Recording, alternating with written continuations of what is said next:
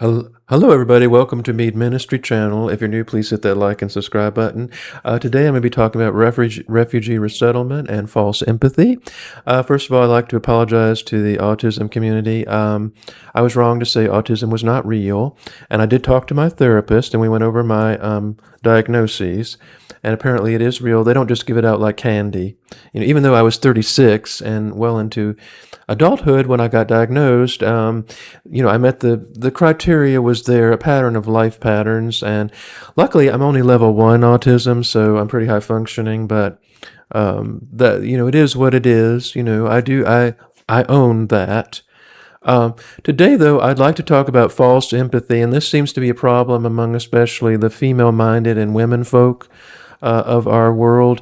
This thing about empathy for different types of people that should not have empathy. So this is crazy to me, folks, and this is a little off topic. But first, we'll start off with the women folk that are pushing.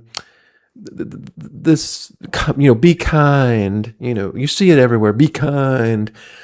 Thing, which is really, a code for socialism. It is really socialism based. But this goes back to like people like Ted Bundy, who was a serial killer, and you'd see the interviews of these young women who would be like, oh, I can't believe he'd be a serial killer. Like, oh, I hope he doesn't get me. Like they were almost like enthralled and enchanted by Ted Bundy because they found him good looking and charming, which I don't get that, but we're talking about female gaze. It's different than male gaze. So male gaze, men have a different idea of what is attractive for men, I think, and females have a certain thing that they're into, which makes no sense, which is why we're not dating anymore, and divorce is abundant. But these women folk would have empathy for the devil, and it's not just women; it's beta males too. But it's just sort of this female-mindedness about, we have to feel bad for the trans community. They're so oppressed. We have to feel bad for these people and those people. But the problem is, it's not really, it's not Christian. It's worldly, and it's not based on helping people. It's just based on accommodating perversions, largely. Okay, and criminals, people that come over here to our country illegally are criminals. And you'll see the females mostly females and, people with the no ICE signs and no human being is illegal, which is funny because you go up to, they have these signs in the yard that says no human being is legal and science is real and all that garbage. But you come up to their house and say, and this has been done on video, and they'll say, hey, my friend here, Fernando, is a migrant worker. He's here illegally, but he'd love a place for the night. Can he stay here? And they'll be like, well, no. Yeah, but your sign says you welcome people, right? Yeah, we'll see. They don't really. And a lot of these liberals live in gated communities also, so they have plenty of money, so they can get away when the SHIT hits the fan. And us poor common folk, or disenfranchised blue bloods like myself, are left with the rubble. Yeah. But back to my point, refugee resettlement. I did a video on this years ago, and I'm saying it is not Christian at all. Refugee resettlement is totally politically motivated. They get paid by the head to take in refugees, and it's a profit-making machine. And this is started by the Catholic Church with Catholic charities. And I know this because my Southern Baptist church, who went woke, decided to partner with them in getting more refugees and resettling these Burmese refugees. Now, I understand there's persecution in other countries, and I know that people have been through a lot. But what we do instead, folks, we don't bring these people over here. That's a mistake, okay? We have a no vacancy sign on America right now. We're full up. What we need to do is international Christian ministries, which I fully support, and where we as individuals go over there and minister and get them, the help they need and help them rebuild. Now, we shouldn't bother with the Africans because we tried a lot over there. They can't even run their water or keep their trash out of the piles of trash everywhere, and in India, but we can help some of the countries, especially Burmese who are relatively intelligent, get their feet on the ground, get them into safer environments. But you don't need to bring all these people here. That is not Christian. And the number one argument, folks, is Jesus was a refugee. No, first of all, Jesus was not a refugee. Jesus, his father or his mother, I don't remember which, we're going back to Bethlehem because the census decreed that you had to go to the place of birth of your parents. And that's what was happening. He was not an immigrant. He was not a refugee. They were natives to that land. They were not escaping persecution. Jesus' mother Mary was pregnant with the Son of God. They were not refugees, and God led them where they should go. But this mentality that we need to take in refugees has been the new, civil rights. There are many evil things that under the veil of civil rights and individual rights, would like to claim that this is something godly.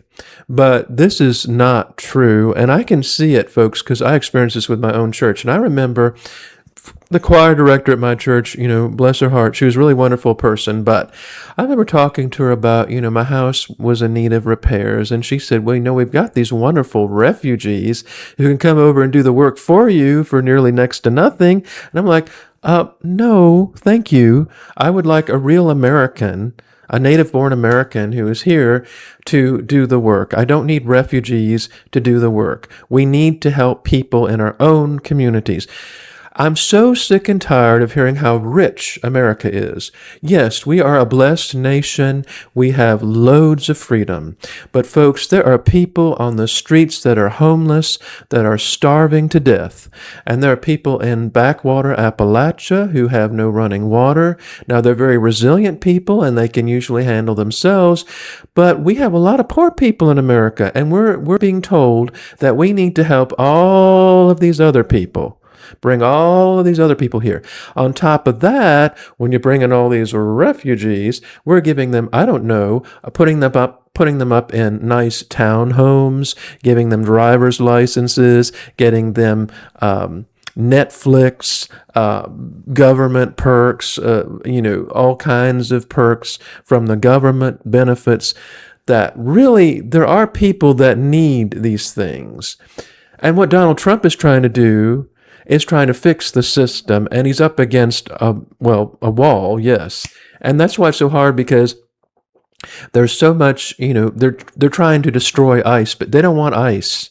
No, they want their illegals. They want their illegals here so they can virtue signal and do what they need to do. And these are so-called Christians. They're saying that, if you support ICE, you support the devil. Oh my, I am completely bumfuzzled at the mental gymnastics these liberals go through to justify criminality. I am completely perplexed at the amount of craziness that is coming from the left. The same people that say we need refugees are the same people that will not help the poor man on the street, down the street. The guy camping out on the street. Oh, they're just happy hobos. They won't do anything for the homeless. They say that conservatives are selfish, that we don't love the poor and we don't help. That is a lie. Do you know, folks, that conservatives give more to charity than any other group? And we don't give to charity in the sense of helping refugees get benefits. We give charities to help the poor, to feed the homeless, to get them clothes, but not give them stuff that they don't need. So I'm just very confused at how you can be a Christian and support inundating our country with all of these foreign nationals, a lot of Muslims, a lot of Indians, a lot of people, in the dot head kind, not the Native American kind. And we are not a nation of immigrants. I keep hearing that over and over. No, we are a nation of settlers. This land was built and conquered by settlers. My people were settlers of Virginia and South Carolina, and they built this nation. Now, the Native Americans, they did have a part in our nation's history, and I do acknowledge that, and I'm, as part Native American myself, but they didn't build, they didn't make the Constitution, they didn't make the infrastructure, but they did help, and we acknowledge that there are people of different backgrounds that helped, but largely it was a white European country.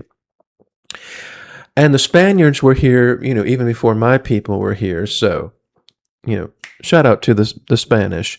But bottom line, folks, false empathy and making people feel guilty because they don't want, their country taken over is not Christian.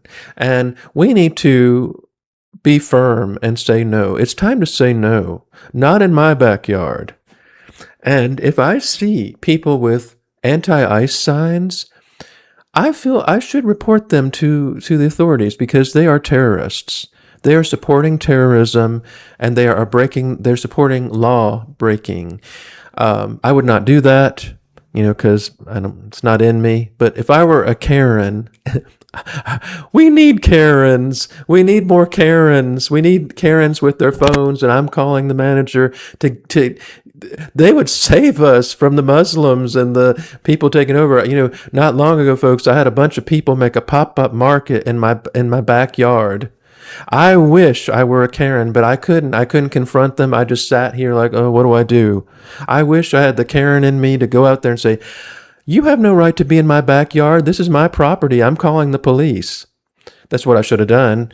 But we need Karens. God bless Karens. We need them. We need them. Let's weaponize, because they're the ones that keep us sane. And we need more of those people, So anyway, folks, that's it, for this video. If I offended anybody, well, sorry if the truth offends, but I've dealt with this for many years, and I have actually had word with some of these refugee resettlement places in my area. Reestablish Richmond is one of them. They would do anything for a refugee. They wouldn't help me when I needed help. They wouldn't help my father when he needed help, real Americans. But no, they can help these people they're not refugees. They're not from war-torn countries. They don't need all these things. But they'll help them because it looks good and it makes them feel good. So thank y'all for watching, folks. Please hit that like and subscribe button. Go to my website at meetskeletonsplace.com. And remember, folks, say a prayer for someone special today.